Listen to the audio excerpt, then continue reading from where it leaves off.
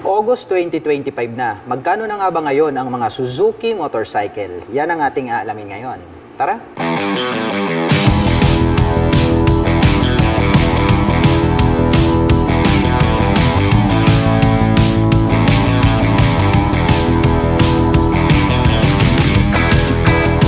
Ito po yung kanilang pinakabagong Suzuki Gixxer 155 2024 model.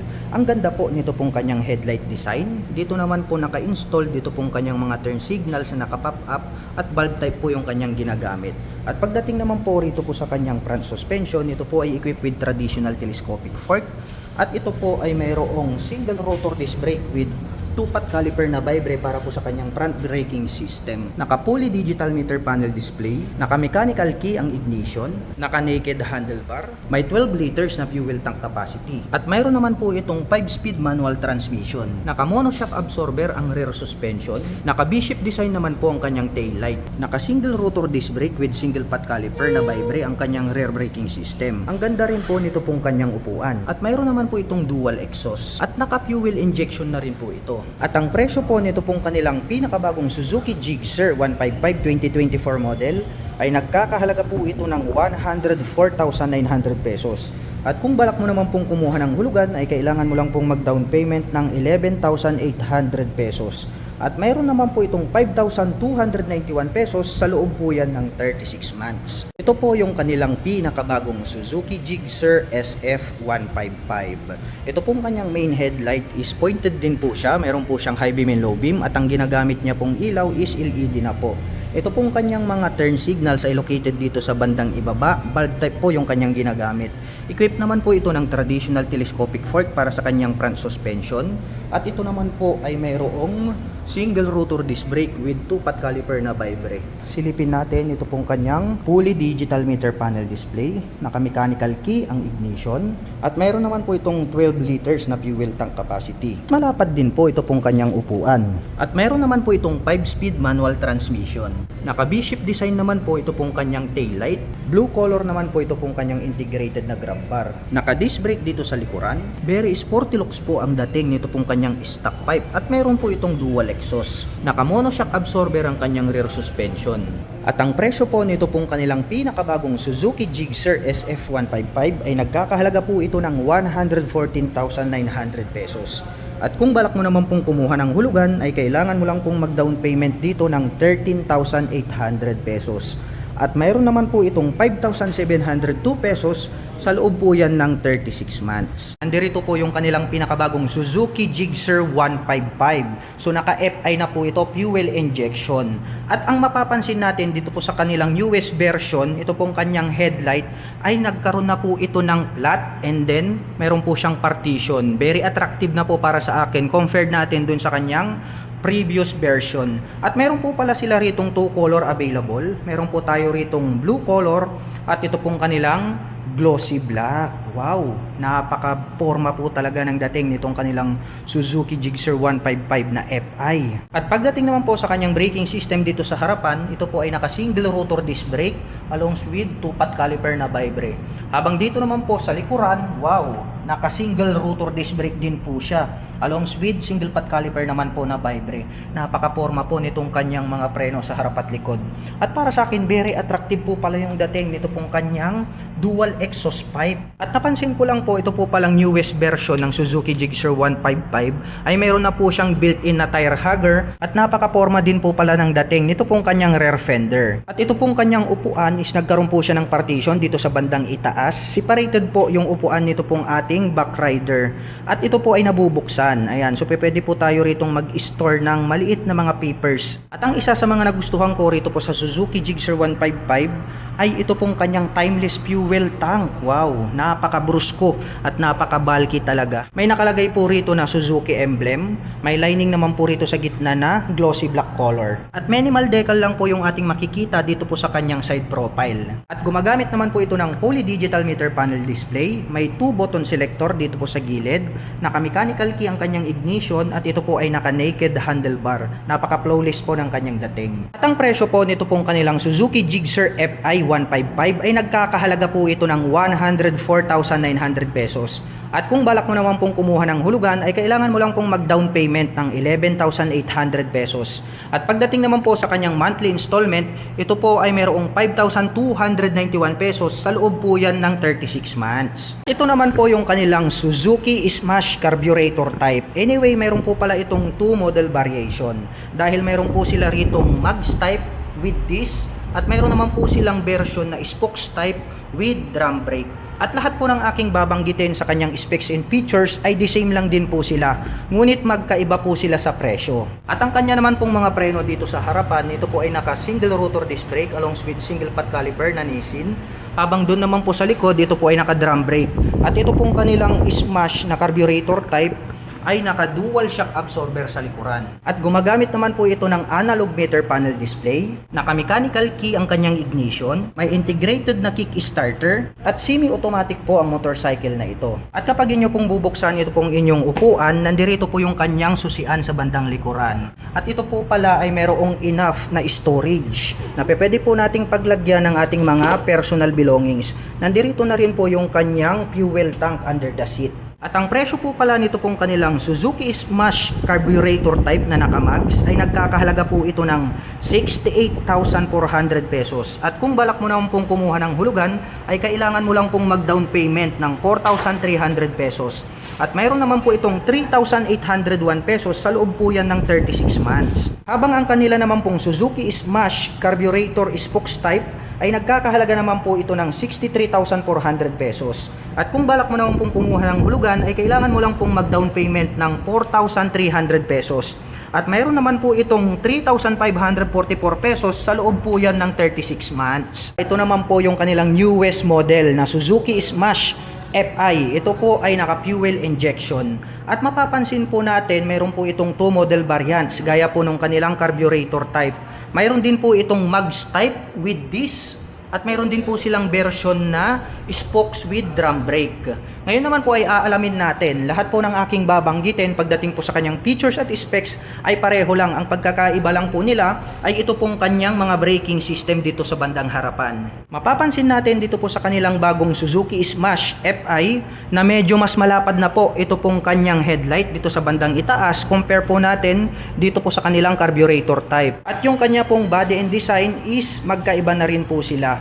Medyo mas aggressive na po yung pagkakadesign nitong kanilang FI version. Kaya dyan po natin makikita kung yung ating mga users ay naka-FI ba or naka-carburetor type. At ito naman po ay naka-drum brake dito sa harapan with spokes. Habang ito naman pong isa ay naka-mags type naman po with disc. At pareho naman po silang naka-analog meter panel display. Naka-mechanical key ang kanilang ignition.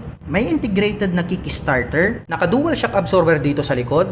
Habang naka-drum brake naman po ang kanyang braking system. At napansin ko lang din po magkaiba na rin po yung kanyang taillight design pagdating po rito sa kanilang FI version at yung kanila pong carburetor type. At kung magbubukas din po kayo ng upuan, nandirito po sa likuran, ito pong kanyang susian. The same lang din po sila doon po sa kanilang previous model na carburetor type. Buksan po natin. Maluwag na din po itong kanyang underseat compartment. At nandirito na rin po itong kanyang fuel tank. Kailangan po nating magbukas ng ating upuan every time na tayo po ay magpapagas. At ang presyo po nito pong kanilang Suzuki Smash Spokes FI ay nagkakahalaga po ito ng 67,400 pesos. At kung balak mo naman pong kumuha ng hulugan ay kailangan mo lang pong mag-down payment ng 4,800 pesos. At pagdating naman po sa kanyang monthly installment, ito po ay mayroong 3,724 pesos sa loob po yan ng 3 taon. Habang ito naman pong kanilang Suzuki Smash FI Mags version ay nagkakahalaga naman po ito ng 72,400 pesos. At kung balak mo naman pong kumuha ng hulugan ay kailangan mo lang pong mag-down payment ng 4,800 pesos. At mayroon naman po itong 3,981 pesos sa loob po yan ng 3 taon. Mayroon po sila ritong available na Suzuki Abinis 125. Mayroon po sila ritong 2 color available. Meron po tayong black and then ito pong white. Ang kagandahan naman nito po sa kanilang Suzuki Abinis 125, yung kanya pong turn signals ay nakaposition po rito sa bandang itaas, which is very visible naman po yan kapag ikaw po ay liliko sa kanan at kaliwa. At ang ganda rin, no, very unique din po yung pagkakadesign nitong kanyang headlight, nakaposition dito sa bandang gitna, dito po sa bandang ibaba. Ang kanya naman pong braking system dito sa harapan, ito po ay naka single rotor disc brake along with single pot caliper. Habang dito naman po sa likuran, ito naman po ay naka drum brake. At mayroon naman po itong single shock absorber para po sa kanyang rear suspension. Mayroon din po siyang integrated na kick starter. At ang ganda rin po nitong kanyang Abinis na 3D emblem, black color, which is nag-complement naman po rito sa kanyang white color. At napansin ko lang, naka-two-tone color combination po pala itong kanyang seat cover. At napansin ko lang, ito po palang kanyang fuel tank ay located dito sa bandang likuran. So ang kagandahan po niyan, kapag kayo po ay magpapagas, hindi nyo na po kailangang magbukas ng underseat compartment. Plus point yan para sa akin. Meron naman po itong fully digital meter panel display, naka-mechanical key pagdating sa kanyang ignition, may utility hook sa gitna, mayroon po siyang left side bucket, at dito po sa right side, mayroon na din po itong integrated na USB charging port. So pwede na rin po kayong mag-recharge ng inyong mga gadgets or mobile phones. At ang presyo po ng kanilang Suzuki Abinis 125 ay nagkakahalaga po ito ng 80,400 pesos. At kung balak mo naman pong kumuha ng hulugan, ay kailangan mo lang pong mag-down payment ng 5,300 pesos. At mayroon naman po itong 4,366 pesos sa loob po yan ng 3 taon. Ito naman po yung kanilang Suzuki SkyDrive Sport. Well, napakaganda rin ng kanyang dating, no? Slim type lang po siya, unlike po rito sa ating Suzuki Abinis na malapad po yung kanyang pagkakadesenyo. Ito po kasing kanilang Suzuki SkyDrive Sport ay nakadesign po ito para dun sa mga Asian heights. Dahil mababa lang po yung kanyang ground clearance at seat height. Kung ating titignan, maganda rin po yung pagkakadesign nito pong kanyang headlight. At yung kanya po palang mga turn signals ay included na po rito sa kanyang headlight assembly.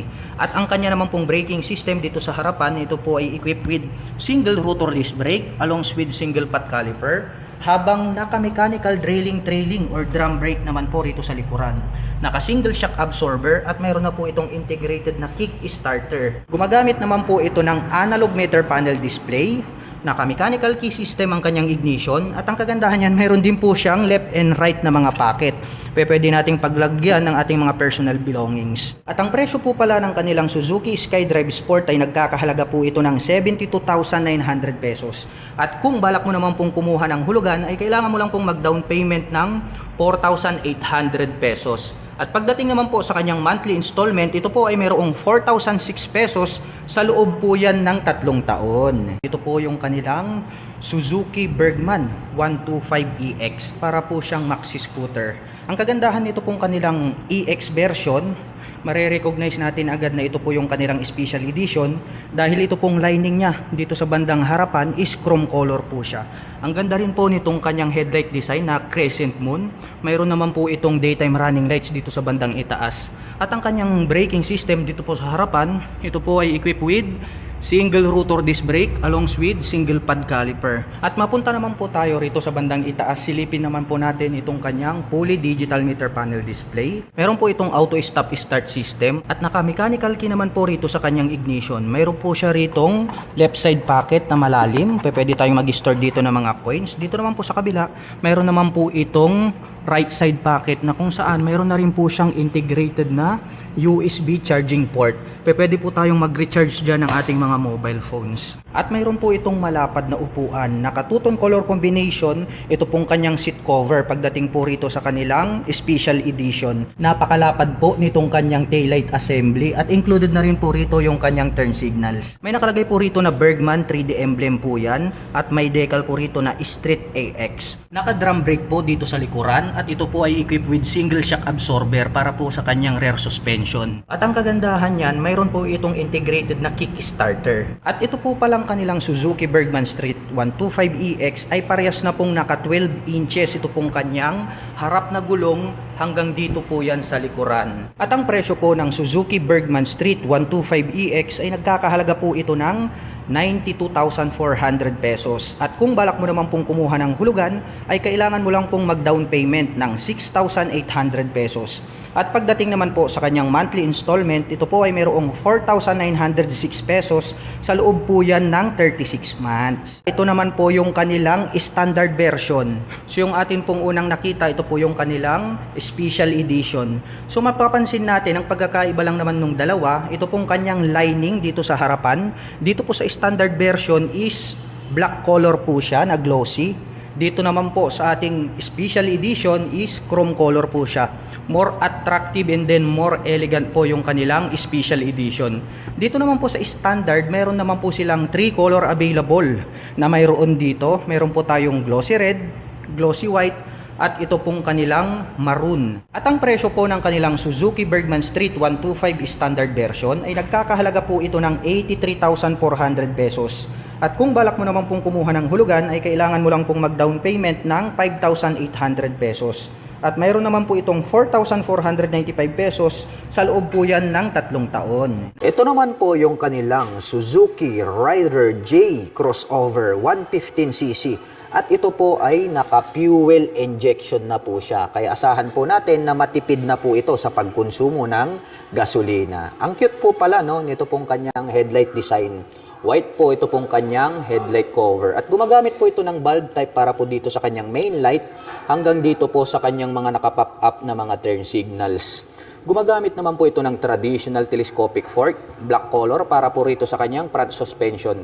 Mayroon po siyang rubber boots. Naka-single rotor disc brake na flower design with Nissin na single pot caliper. At ito po pala ay naka-spokes rim set. At ang kagandahan niyan, naka-semi dual purpose pattern tires po ito pong kanyang mga gulong. Mapunta naman po tayo dito sa kanyang meter panel display. Ito po ay gumagamit ng analog meter panel display. Naka-mechanical key ang ignition at ito po ay naka-naked handlebar. Ang lapad din po pala nito pong kanyang upuan. Black color naman po ito pong kanyang seat cover. At dito po sa kanyang side profile, may nakalagay po rito na Suzuki decal, Rider J, and then may nakalagay po dyan na FI or fuel injection na decal. At dito po sa kanyang side cover, may nakalagay naman po rito na crossover in white color na decal. Yan naman po yung kanyang model name. At ito naman pong kanyang engine is glossy black, may naka-intact dyan na Suzuki. At ito po pala ay mayroong 115 cubic centimeter engine displacement. At ang motor po na ito ay naka-semi-automatic. Meron po itong side stand at center stand. At ito naman pong kanyang swing arm is tubular po siya na square type metal po yan.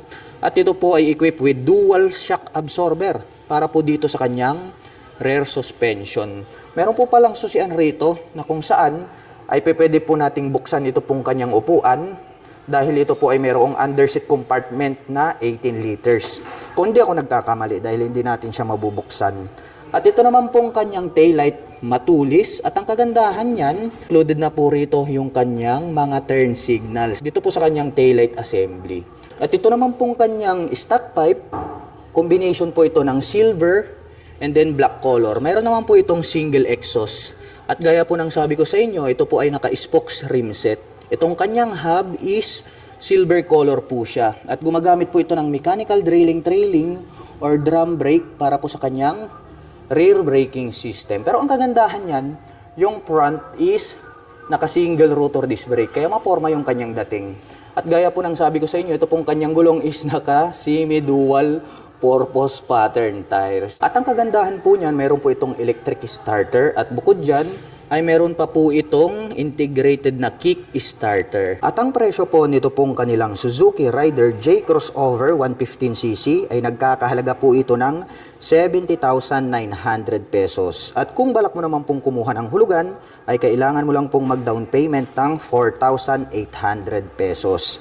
At mayroon naman po itong 3,904 pesos sa loob po yan ng 36 months. Pagdating sa mga underbone, number 1, kilalang kilala po itong kanilang Suzuki Rider 150 dahil ito nga po yung kanilang binansagang underbone king. At ito pong kanilang Suzuki Rider 150 Fi ay mayroon po silang 3 color variation na mayroon dito sa kanilang shop. Meron po tayo nitong maroon, meron po tayo nitong blue color at ito pong white color. At ang kanya naman pong braking system dito po sa harapan ay naka-single rotor disc brake. At pointed naman po yung pagkakadesign nito pong kanyang tail light. At mayroon po siya ritong circle shape para po sa kanyang brake light. At ang kanya naman pong braking system dito sa likuran ay naka-disc brake din po ito. Kaya napaka-forma ng kanyang dating. Ito po palang kulay ng kanyang cast wheel is orange color po siya. Nakaterno naman po ito dito po sa kanyang decal. At mayroon naman po itong fully digital meter panel display. Naka-mechanical key pagdating sa kanyang ignition. At ito ito pong kanilang 2024 version ay nagkaroon na po siya ng additional na storage dito po sa bandang gitna. Kaya inyong makikita may susian rito, pwede nyong buksan at pwede po kayo ritong maglagay ng mga small papers or belongings. So mayroon na din po siyang compartment dyan sa bandang harapan. At ang presyo po nitong kanilang Suzuki 150 Fi ay nagkakahalaga po ito ng 121,900 pesos.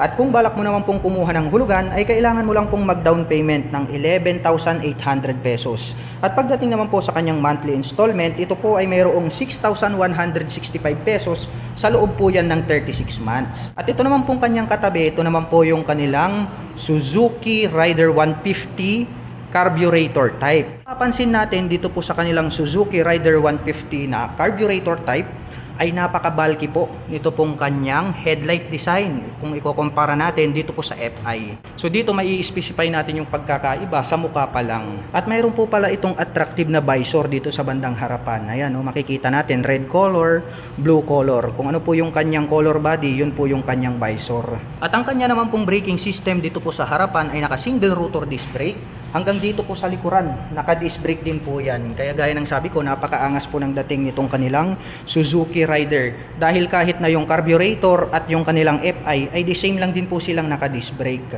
Color orange naman po pala yung kanilang ginamit dito po sa kanyang side engine cover hanggang dito sa top, which is yung color ng kanyang mags ay nakatierno po pala rito po sa kanyang engine cover. Kaya very attractive talaga yung kanyang dating. Mayroon po itong integrated na kick starter. Kahit po yung kanilang FI version, mayroon din po yung kick starter. Yun ang kagandahan dito po sa Suzuki Rider 150 dahil hindi po nila tinatanggal yung kanyang kick starter. At gumagamit naman po ito ng analog at digital meter panel display. Naka-mechanical key ang kanyang ignition. At napansin ko lang po magkaiba po pala ang design nitong kanyang tail light. Compare po natin doon po sa FI version. Very pointed po yung pagkaka-design nito pong kanyang tail light. Included na po rito yung kanyang turn signals. At ito pong kanilang Suzuki Rider 150 Fi carburetor type ay mayroon pong 4 colors available dito po sa kanilang shop ngayon. At ang presyo po pala nito pong kanilang Suzuki Rider 150 na carburetor type ay nagkakahalaga po ito ng 108,900 pesos. At kung balak mo naman pong kumuha ng hulugan ay kailangan mo lang pong mag-down payment ng 9,300 pesos. At pagdating naman po sa kanyang monthly installment, ito po ay mayroong 5,625 pesos sa loob po yan ng 36 months. Suzuki V-Strom 250SX. Meron po itong full LED na headlight. Naka-pop up naman po. Ito pong kanyang mga bulb type na turn signals. At meron po itong clear color na visor. Naka-traditional telescopic fork dito sa harapan, habang naka-monoshock absorber naman po dito sa likuran. At may sukat na 100 by 90-19 dito sa harapan. Habang mayroon naman pong sukat na 140 by 70-17 dito sa likuran. At ito po ay gumagamit ng single rotor disc brake with 2-pot caliper with ABS. Habang naka single disc brake with single pot caliper dito sa likuran with ABS. Ito po ay naka cast wheel at naka dual purpose pattern tires. Naka fully digital meter panel display, naka mechanical key ang ignition at ito po ay naka naked handlebar. At mayroon po itong integrated na USB charging port dito po sa harapan. At ang kanya naman pong mga button selectors, mayroon po itong passing light, high beam and low beam, turn signal selectors at ang kanyang horn. Habang dito naman po sa kabila, mayroon po itong engine kill switch at ang kanyang electric starter. At mayroon po itong 12 liters na fuel tank capacity at mayroon naman po itong fuel consumption na 35 km per liter. Ang ganda rin po ng pagkakayari nito pong kanyang upuan. Mas mataas po itong ating back rider seat compare natin dito sa rider seat.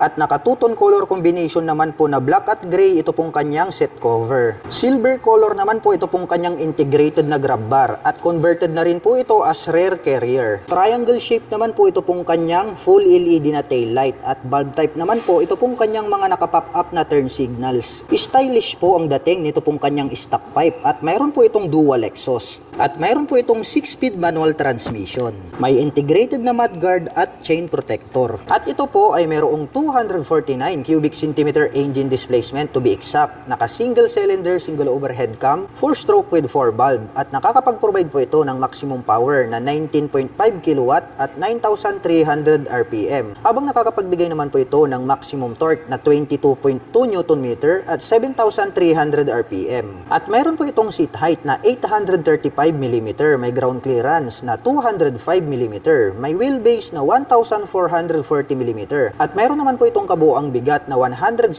kilograms. At ang presyo po ng Suzuki V-Strom 250SX ay nagkakahalaga po ito ng 229,000 pesos. At kung gusto mo naman pong kumuha ng hulugan, ay kailangan mo pong mag-down payment ng 31,800 pesos.